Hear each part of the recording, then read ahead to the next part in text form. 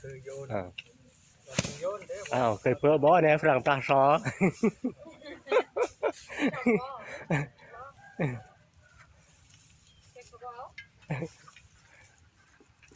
เนี่ยฝรั่งปลาซอของแท้ฝรั่งวอแท้ของแท้เนอะโอเคต้องว่าอันต้องฮัดว่าครบอย่างครับ อ้าว I get this one more One more yes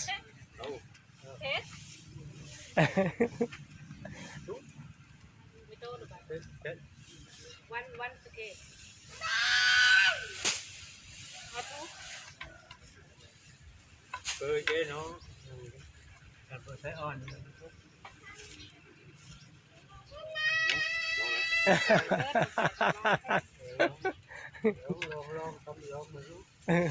three nữa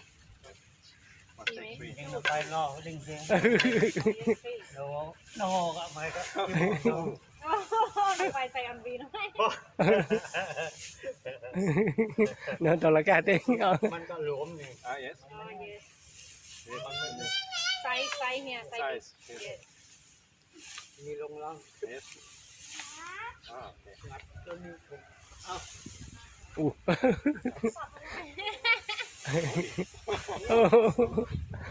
ม ลองดู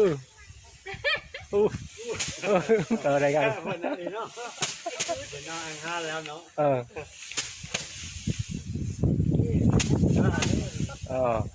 ธรรมดาที่ไหนล่ะทีนี้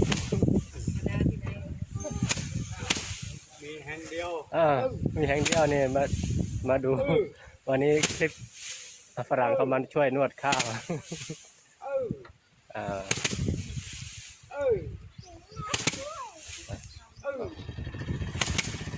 โอเคโอเค thank you very much